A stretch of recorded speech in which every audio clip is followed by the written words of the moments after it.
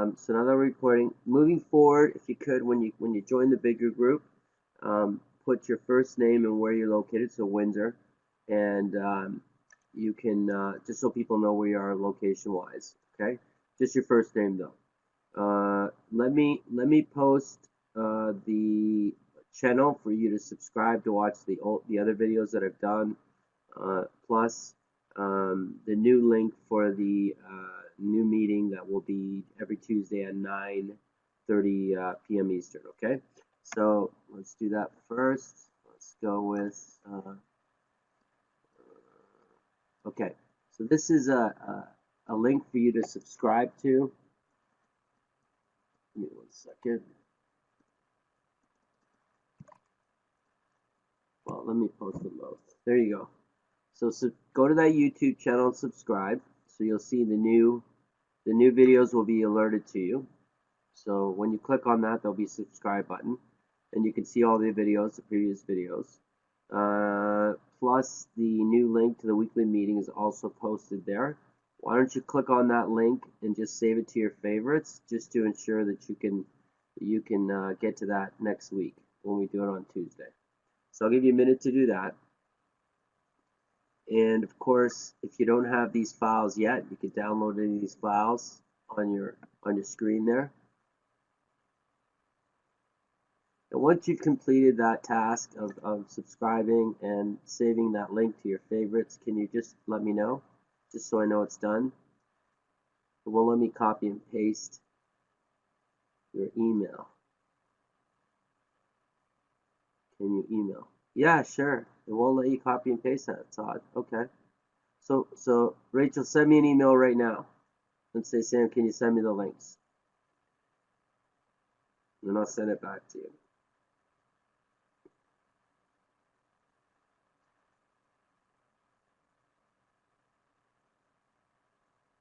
Is everybody else okay? We're getting that okay?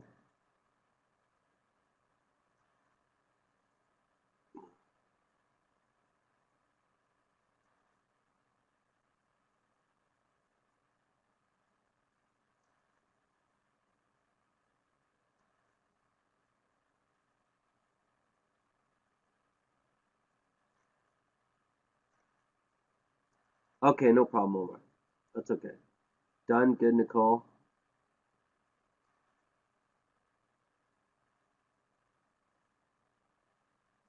So,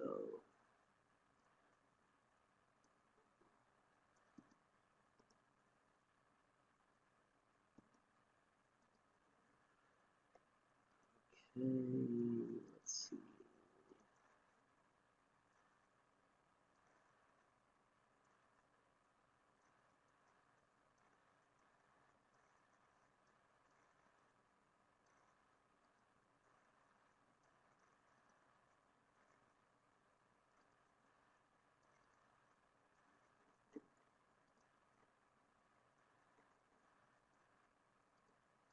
What,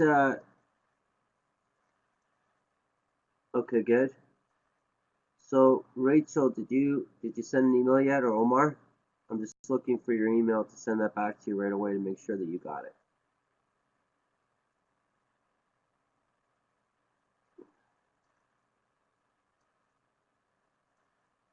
If you just joined us, I just wanted you to click on that subscribe link for the channel for the videos, and also, good, Omar, and also the weekly meeting. That's going to be the new meeting link.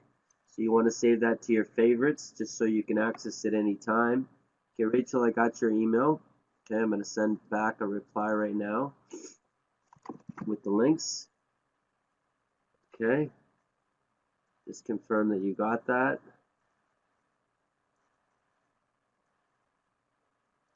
Okay. So yeah, just make sure you got it, Rachel. And Omar, you just sent me an email. I haven't seen it yet. There it is. Got it. So, yep. All right, good. Just send you those links right now. Just realized that I spelled subscribe wrong. Let me see an S in there. Can't change it now, but that's all right. Okay. So, Omar, when you get it, just let me know that you got it.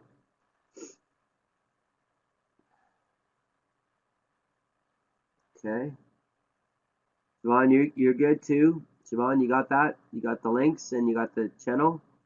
And subscribe to the channel. It just makes it easier for you to see when good, Rachel. So when the videos get posted, you'll be notified. So I just gave you the link to the last video. You can watch it. It was posted a week ago, and you can watch the video and to a welcome screen. That's right, Marco. That's the link to the meeting room, which is not open right now. This is a separate meeting room. So that next week at 9:30 p.m. Eastern, and same deal. It'll be open 15 minutes early, and you can come in and just chill out. And you'll probably see, we might have anywhere from 20 to 40 people on that call at one time. And it usually runs about, I usually go an hour. Sometimes it runs a little bit longer just because of questions and stuff and things that we cover. But it's really important that you show up to those Tuesday meetings to keep your momentum going, and learn from the experiences of other team members. Also, like the last call we had yesterday, there was someone who we were looking at a lease option deal, rent to own deal. So we went through that, and we also looked at understanding better how to plan for that.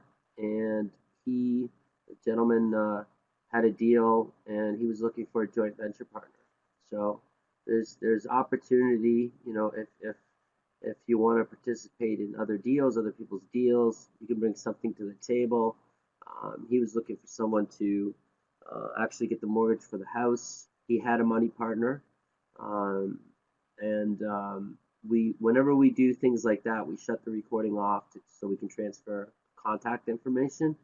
But there's a lot of people doing a lot of different things. We also were talking about teaming up on marketing with people that are maybe a little further ahead. So there's lots of opportunities. So be there on the Tuesdays. Obviously, if you can't, you'll see the recording. But when you can, get on the video, ask your questions, make sure that you're maximizing that opportunity. And if you think about it, really, if we touch base once a week, most weeks through the year, through the next 12 months, that'll really help with your momentum and your pace, to ensure that you're moving as fast as you want to go. So I think that really is important. And when you get that opportunity, you want to take advantage. Okay? All right. Okay, any questions? Maybe have any questions or anything they wanted to talk about? Always start the meeting typically with that. We're good? Okay. So would you like me to, oh, Nicole, okay, go ahead.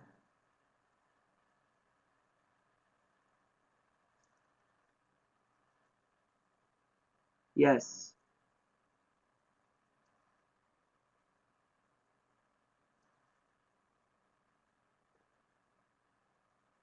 Well, financing on the 6 way sheet. Okay, so the 6 key indicators you mean, right?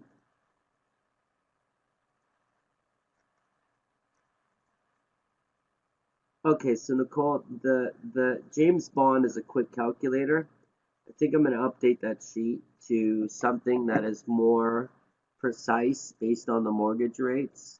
Let me see if I can bring that up. Hold on one sec. Okay, so yeah, we went through, this is the sheet we went through last week. So let's do this. I'm going to share my screen and we can look at that. So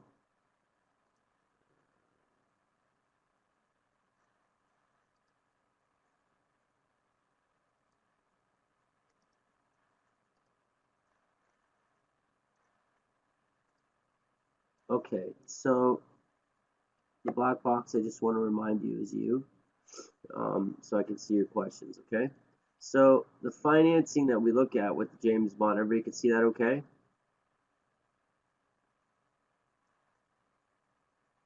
Okay, I can zoom in a bit. Is that big enough? Zoom out. Oh. Is that good?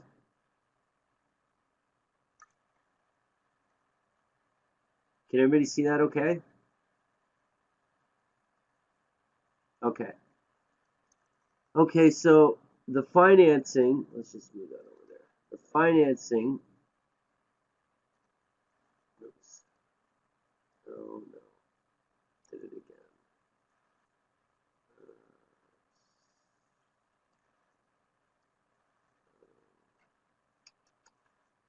Hold on one second.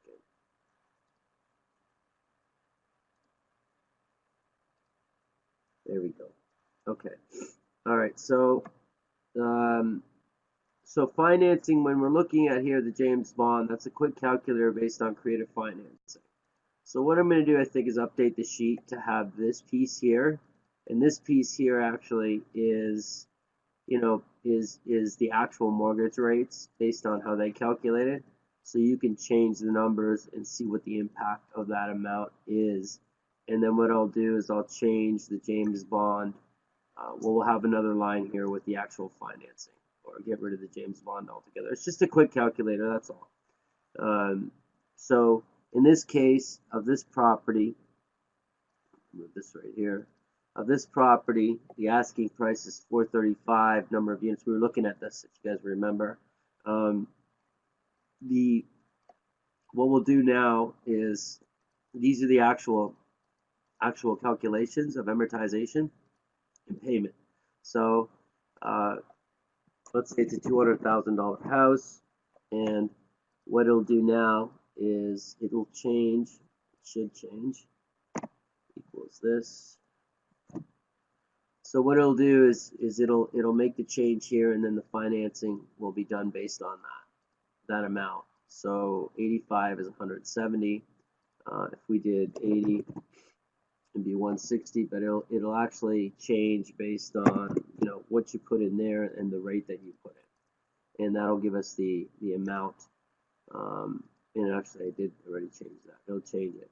That'll be easier for you to look at, Nicole, because it's more precise to the actual numbers of what it is. So give me some time. Yeah, I'll update the sheet. Is there any questions about this stuff? Again, we went through gross rent multiplier, cap rate. We review this stuff a lot. But if you have, is there any area that maybe you want me to review again?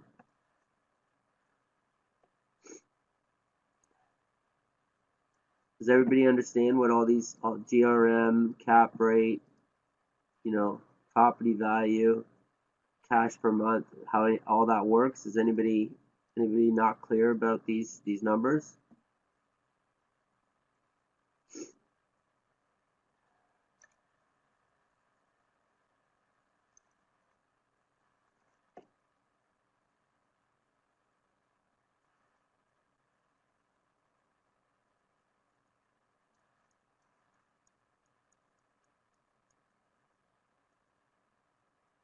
Can you go over how assess the property? Okay, yeah. So really, it's really what it is this. Cap rate's really where that comes from, the value.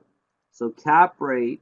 So if the cap rate is 10, as what we're looking for, what we do is we look at the asking price or the purchase price, and we look at the expenses. And right now we got the expenses say at 18, but we can change that to 50 or whatever it is.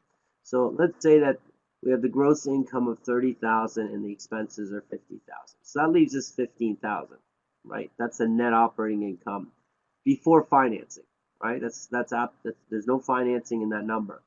What it does is it, for us, we want to see 10 times net operating income. 10 times net operating income. So purchase price is 150,000 because the net operating income is 15. So times that by 10, you get the 150,000. That's where that value comes from. Now that's created, it's set up because we want to allow ourselves to have the opportunity of creative financing. And we can't really have creative financing when you're running, a 6.7 is pretty tight in the way of profitability, right? So if we have a 6.7 cap rate, um, you know, that's going to be a problem. And the way that cap rate again is calculated is it goes, okay, what is the ROI? If I pay cash for this house, what am I making in reference to, um, the investment? So if I invest 200,000 and I make 15,000, net operating income is 10. Purchase price. Give me 1 second. Net operating income is, oh, I put those numbers in, that's why. Okay, there, that's the value. Okay, so let's do this. Let's go equals so you get a better idea of um, so purchase price is 200, net operating income is 15. So that's that number and that number. The ROI if paid cash for the house is 7.5. That's how cap rate is calculated. Now, it wouldn't show up as a percentage, right? It shows up as a number, actually. I'm doing a number, a percentage, because really that's what it is. It's return on investment if you paid cash for the house, the 200,000. The reason we don't say ROI is reserved, return on investment is reserved for a cash on cash return, which is this number, cash on cash return. That's what that number is reserved for, and that's why we don't use, ROI when we're looking at the total value of the house, because we're not financing typically, right? You're not paying cash for a house. That's why the number is called cap rate, which is basically stands for capitalization rate, which means how many years will it take me to pay off the house from my profit. Same concept as return on investment. So that's what. So going back to how do we evaluate the house? Well, we evaluate the house based on the net operating income, this number here, and we just say, look, what's the net operating income? Let's multiply that by 10, because a 10 would give me a cap rate of 10, right? So if I change this to 150, what you're going to see is the cap rate jumps to 10. So 10 times net operating income is what we're looking for as a starting point, so we can and when I say starting point, as in for the financing piece, this piece, to ensure that we can profit on this property. Really, what you want to see is you want to be able to profit on a property with zero money in, right? To be able to carry it with 100% financing. Doesn't mean we're gonna do that, but if you know you can finance it 100% and still make money, then you have a great deal. So we're looking at this property at 150. Let's do a 25-year at the 3.5 is the going rate. Let's say that 10% is going to be, let's change that to 10.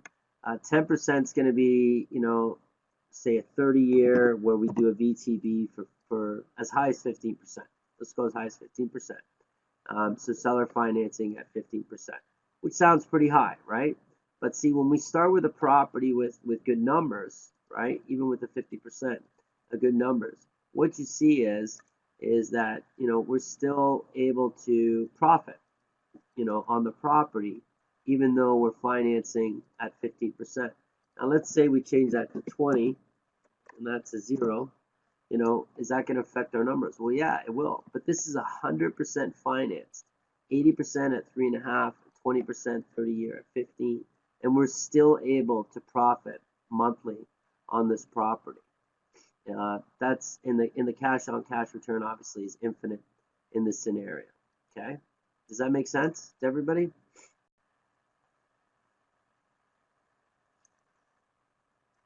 Yeah. So it doesn't mean we have to have a 10 cap rate. We could have a lower cap rate, just to give you an idea. So let's go back to 200,000. Now we're at a 7.5 cap rate. Now see, look what happens. Now when I use these same numbers for financing, right? It's a larger amount, but still, look what happens. We're losing $40. We're losing $4 a month. Now, could we still work with this property? Well, sure we could. If we did 10 and 10, that'll work, right? Well, cash flow now is 205, but the problem we have now is our cash on cash return is only 12.3, which is pretty low as the investor. So we would have to do something like, well, can we get creative financing at a lower rate? So when we drop that to 10, we see that our cash on cash return goes to 16.7. So we can play with the numbers. If we went to 8, I'd like to see around 20 for that. Let's say we went 7. Some vendor financing. So if we went 7 or 6.5 with some vendor financing, they gave us 10% at that amount, we'd be close to 20% in the way of cash on cash. I'd like that. That'd be okay with me.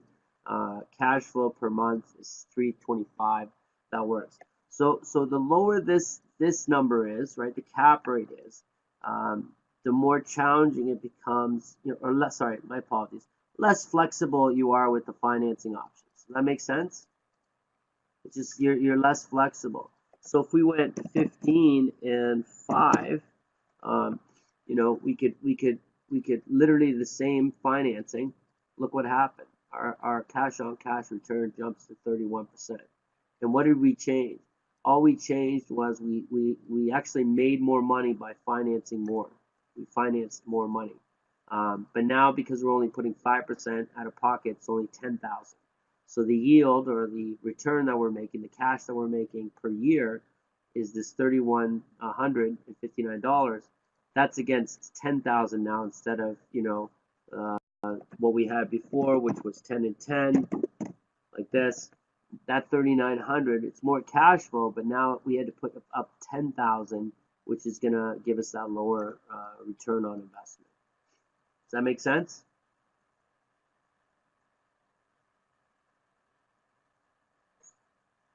Does anybody have any questions about any of that?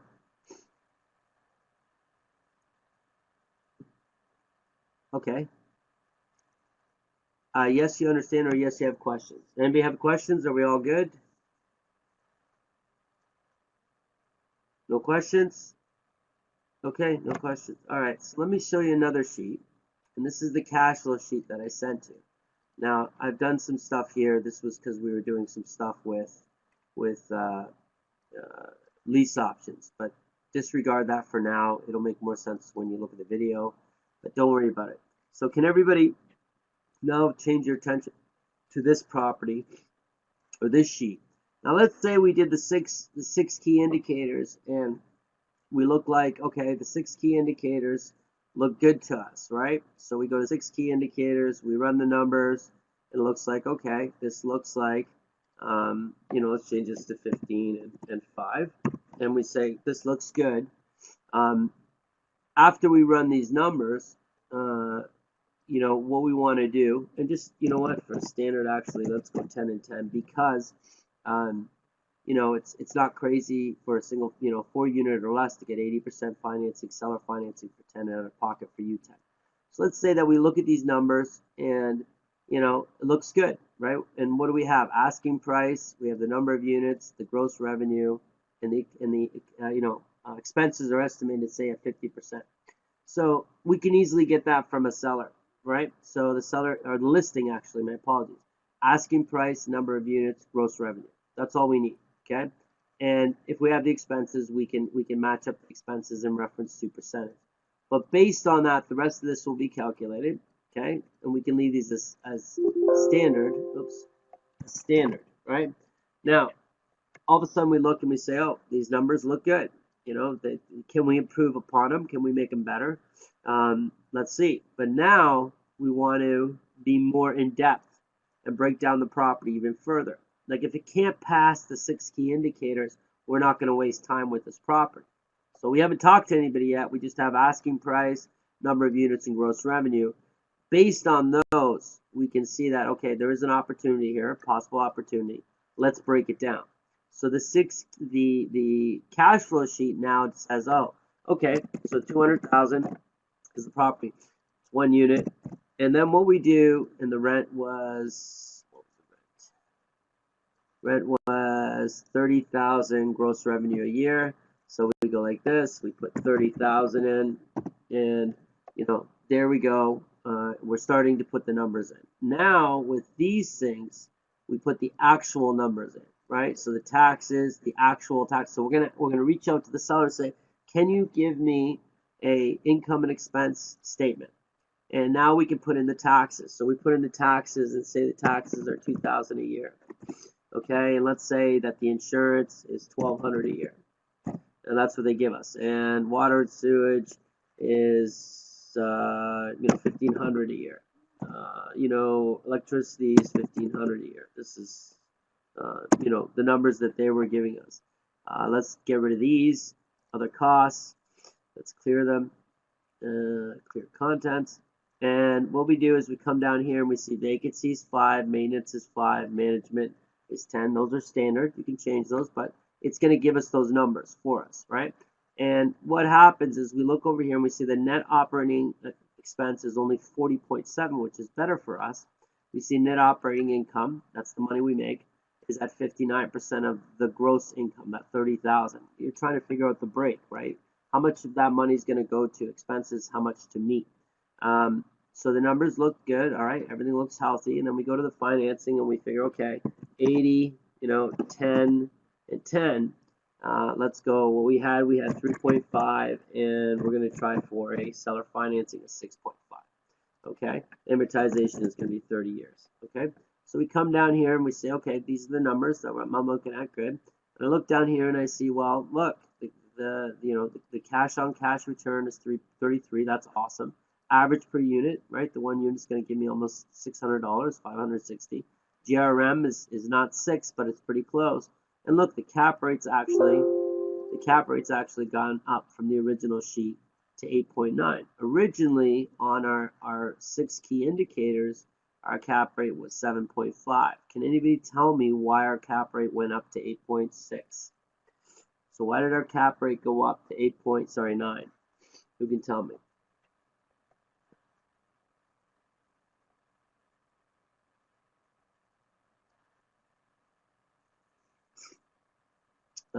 You counted more accurately about the expenses. Exactly, Marco. That's exactly right. Our expenses came in under 50%. Originally, we had it set up for 50. It's only 40.7. So if you look at the original sheet, we see that we were looking at a 50% expense ratio. Now that we've run the numbers, we find out, oh, it's less. And that can go either way, right? That could be higher or lower. If we originally looked at the 6 key indicators and say use 35%, we'd see, oh, 35% is the estimated expenses. We got 9.8 cap rate. That's awesome. Let's run the numbers. We run the numbers and we find out, hey, the expenses are a little bit more. Net operating expenses are 40, not 35. That would be, going down from almost a 10 cap rate in the original sheet. Okay, does that make sense to everybody? If I'm going too fast, let me know. Okay. Is everybody's good? No questions? Okay, I'm going to assume that's no questions. Okay. Cost per unit, I don't want you to worry about this metric as any really decision making. It says 45,000, but obviously, it counts per unit. I don't want you to worry about that. The coverage ratio is 1.61. No, coverage ratio, what does that mean? Well, coverage ratio is what an institution would look at when they're looking at the loan itself. And what we see is the net operating income is 17,800. So that's how much we bring in before financing, right? So 17.8 is what we bring in before financing, right? Now we bring in financing, and what this tells us, coverage ratio is 1.61. It tells us that we're making enough money from net operating income to cover the full debt service and money on top. So 1 coverage ratio would mean that we're breaking even. Anything above a 1 is good, and anything below a 1 is bad, right? It's bad. So the institution knows that we're bringing in enough income to sustain this loan, no, the mortgage. Not a problem whatsoever. Does that make sense to everybody? Right? That's telling us that we're in good shape. We got enough money coming in to cover all our bills, expenses, plus financing at the current rates that we're looking at. Okay, we're good? Just to give you an example, let's say that our expenses, I'm going to add another expense of $10,000. Okay? So $10,000 is this new expense. Now look what happened. Net operating expense went up to 74. Net operating income is 26. We throw financing in, and look what happens. The coverage ratio is now 0.7, which means you can guarantee anything under a 1, you're losing money. Anything under a 1 coverage ratio, you're losing money. So all of a sudden, our cash on cash return is now 16.45 negative percent. Average profit per unit, we're losing $274.11 per month on this property. So this stuff's pretty important to ensure that before we purchase, this is the groundwork that you do with your numbers to ensure that you're spending your energy and your time on properties that make sense. So when we go back to the original numbers, we see that the property is sustainable. We have a nice coverage ratio. We only need a 1.2. 1.6 is outstanding. Okay. Just gonna wait a second. Looks like Marco's got it. So the first sheet tells you what your offer should be. The 6 key indicators, is that what you mean? Actually, this one will tell you what to offer. The other one just tells you what we assess it at its value, right? So this one goes a little bit deeper, right? So we look at valuation based on property. Well, estimated value of the property is $178,000.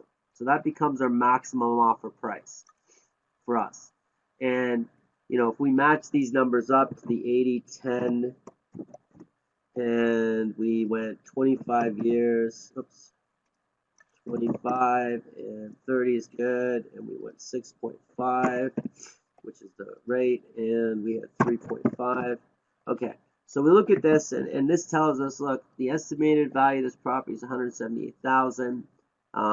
These are your new numbers, and you can see that the current cap right now is 10. We're making more money on it. The coverage ratio, everything's better, right? Because everything's better because we estimated it at 178 versus the 200,000. So by bringing the price down, obviously our numbers are going to look better. They're going to be better. When we go over here, we see first offer and with VTB. So this represents our cash offer, right? This number. So we can go, let's say we went 90%. So 90% is 90%, not of the offer price, 90% of our value. Because this here is our maximum offer price. This number here is maximum offer price. We can't go higher than that as it sits right now, right? We haven't done anything creative yet. This is us just assuming some things and running the numbers based on financing and stuff. So 178. So 90% is our cash offer. With VTB, we'll give you 100% of that offer price of 178. So what this does, it says, okay, 100% of the max number, 90% of the max number. This here tells you, well, how far are you away from list price?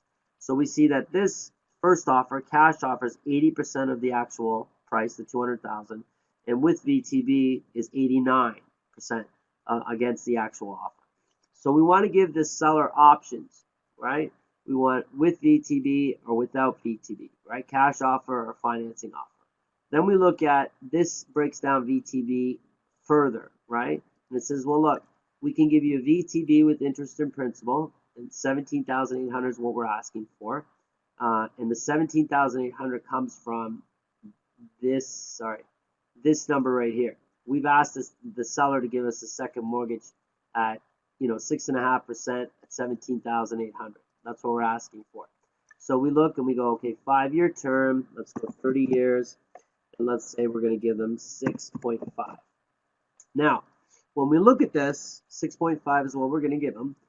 We tell them, look, we're going to pay you $111.50 a month, and the yearly is going to be $1,338, and the balloon payment after 5 years. In other words, after 5 years is up, we'll pay you the remaining amount, which is $16,646. Basically, they become a mortgage holder. This example over here is what if I just did interest only?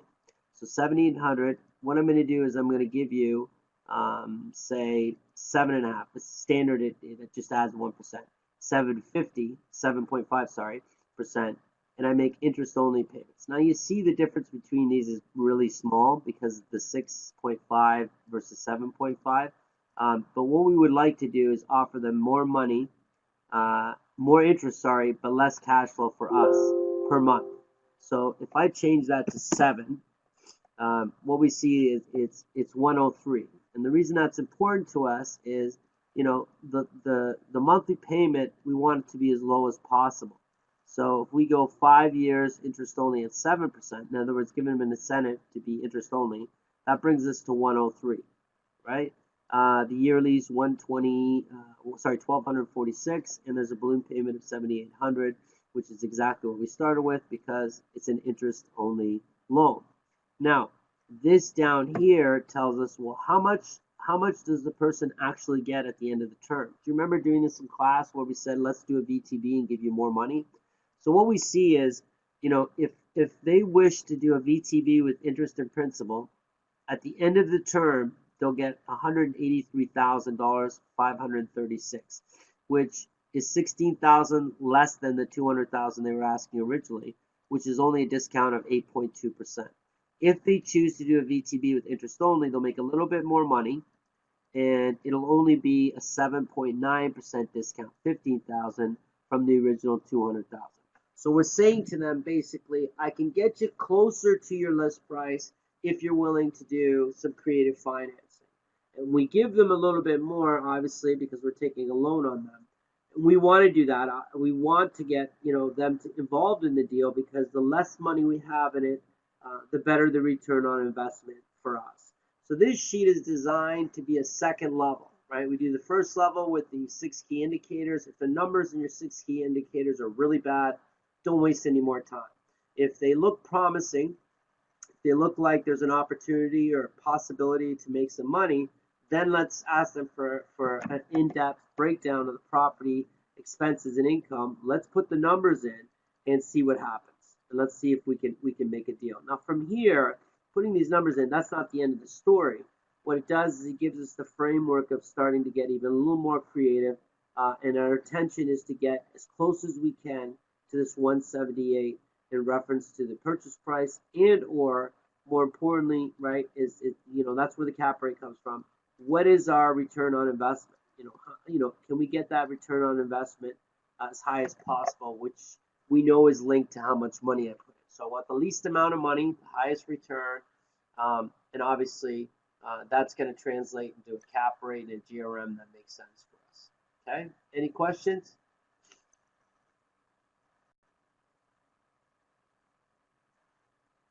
We're all good? Was that good? Does everybody understand everything I just shared with you? It's okay if you don't. It's pretty in-depth, but it helps us. It helps us, right? And we're going to go over this so many times. You're going to see this sheet so many times. We're going to use it all the time. So, even though it might look like a lot of information, which it is, it's not going to seem like chaos to you. The best thing I can tell you to do is to play around with the sheet. There's no rush. You have the sheet, put in numbers, play around with it, break it if you want, and we'll go over it. You bring your questions to the class, to our Tuesday call, and we just go over it together. I don't want anybody to feel overwhelmed. There's no pressure here to understand all this stuff right away. It's not necessary, but I want you to see what's there and have the opportunity to fool around with it. Okay, is everybody feeling okay? I don't want anybody to feel overwhelmed. So if you're feeling overwhelmed, please let me know and we can address that and answer some questions in reference to what you're supposed to do with this. Is everyone feeling okay? Are we all good? Are we good? Okay, you're good. Good. Good. Good. Good. Omar, you good? Yep, good. All right. So don't feel overwhelmed. Play around with it. Rachel, you good?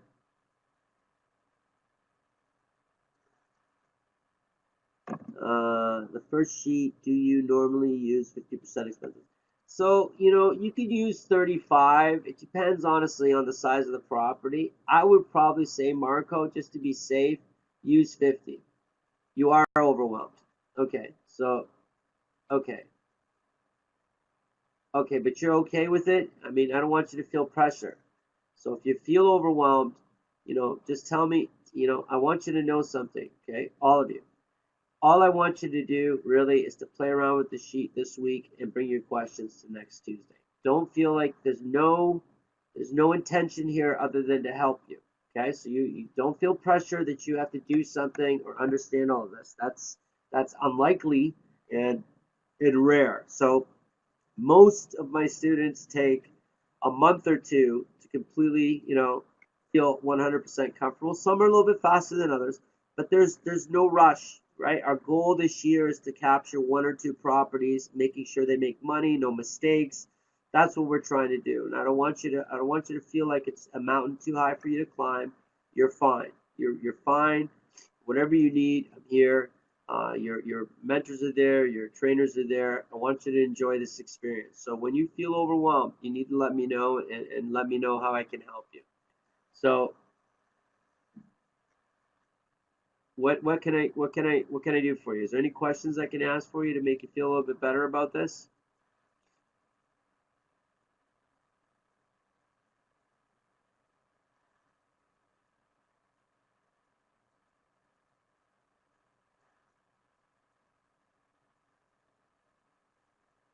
No.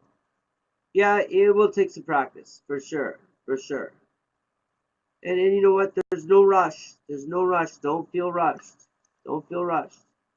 You know, this sheet breaks down, really drills down on the property, and you want to be able to, sooner than later. But I mean, at some point, you want to feel good about, why you're buying this property, why you're taking the property, and you're protected. And if it's something that you don't like to do in reference to numbers, learn it and then download it to someone who loves this kind of stuff.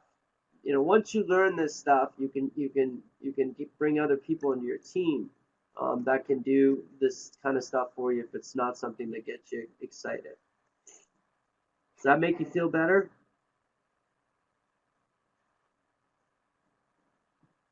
Yeah, good. The homework, I would say, run five, you know, 3 to 5 fake properties or real properties. It's totally up to you with that process and see what you come up with. And don't expect, and really what I want you to do is run the numbers and if and when you get confused, just write it down, and that's how we can address it. But using it's the best thing you can do for yourself in learning it quickly. Okay. So just play around with it. Put in numbers. Do your own house is a good way to do it. Do your own house, or if you're renting a property, do your rental property. Put the numbers in and see what comes up. And you can see that typically, if you rent, you're better off financially than owning most properties in Canada. So that's a cool exercise for you to do. Any questions? We're all good? Nobody has any questions?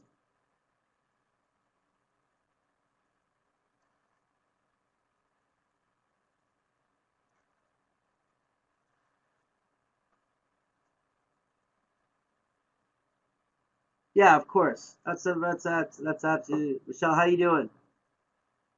You feeling okay? Excuse me. Still a little under the weather.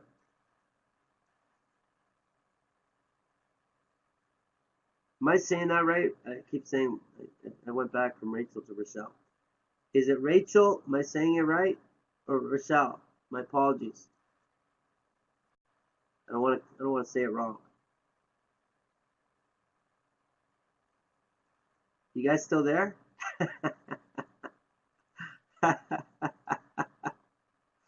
Okay. Uh, all right. Yeah, that's good. I'll play around with it first one and yeah, that's it. Okay, wait. I want to make sure I'm saying your name right. I'm saying is it Rochelle or Rachel? One or two. Rochelle is one. Rachel is two. I'm so sorry. So the what? Okay, I'm gonna say your name and you say correct. Okay, Rachel. Is that correct or incorrect? Yes. Okay. So Rachel, this is what I want you to do.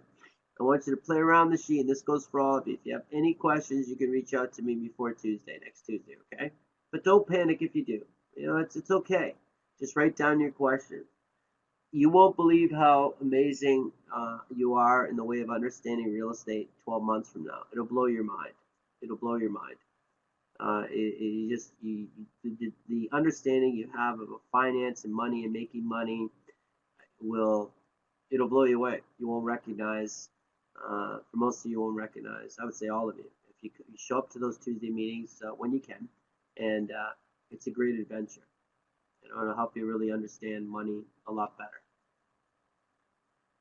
Okay, so any questions before we wrap up? We got a few minutes if you want. Any questions? I'm gonna walk away from the screen. Does anybody have any questions about this particular sheet?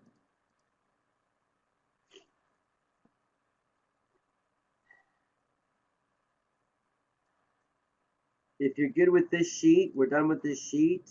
Um, just type in yes or Y. If you're good, good. All right, good. How do you get into the momentum class?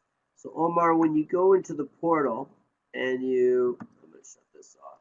When you go into the portal and log in, you can go to my training and then you can register for the class. So everybody has that link, right, to the portal? Yeah, it's easy. You go into the portal, you go my training, and then you can do that. You can do that. Everybody knows that we're starting our meeting next week at 9:30, right? p.m. Eastern, and you'll be with the larger group. And don't feel like, once you join the larger group that you can't ask questions. Um, ask whatever you want. Everybody learns. Everybody learns from each other, okay? There's no question not worth asking. You have to move forward at your own pace. Yeah, back to Tuesdays, Marco. Yeah, move at your own pace. Make sure you're moving at your own pace. Don't worry, you're not competing with anybody. This is not, this is simply what you want to do and how fast you want to do it. Okay. Yeah. So back to Tuesdays. Any other questions? Are we good?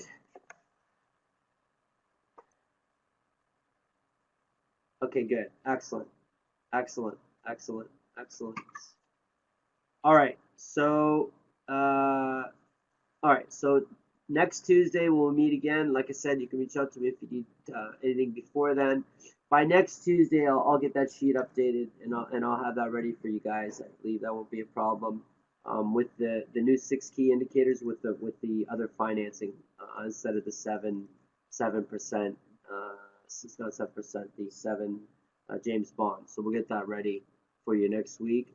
And what else? Just play around with the sheet, have fun with it, break it if you can, and you should always save. Just so you know, when I send you files that have any kind of data that you're trying to modify with numbers and stuff like that, I would save a sheet that's in the form that I send it to you, and then make a second sheet where you can play around. That way, if you break it or change a formula, you can always go to the original sheet, as a copy to as a backup. Good. All right, so I'm going to wrap up for the night. This is recorded. It will be posted by next week. You'll see it. Subscribe to the video. Omar, did you get that? Did everybody get the video, the link to the video, and the new link for next week? Everybody's got that? Does anybody not have that? So good. Marco, Nicole.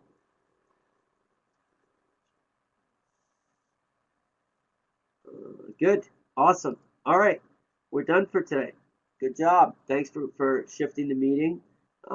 Moving forward, we'll go Tuesday. If there's ever conflict with your classes and this Tuesday call, obviously go to your classes, including Momentum. And my pleasure. And you'll always be able to see the recording. You'll always be able to reach out. And I want you to move at your pace and have a good, Thank you very much. I appreciate it too. Part of the reason that I do this is to be part of your success story. It's important to me, and I will stay with you as long as you need the help. All right. So we'll always be here to make this happen for you. Okay. Everybody have a great night, and I'll see you next Tuesday, 9:30 p.m. Eastern, and with the new link. Okay. And make sure you subscribe to the YouTube channel, so you can see the new videos as they come up. All right.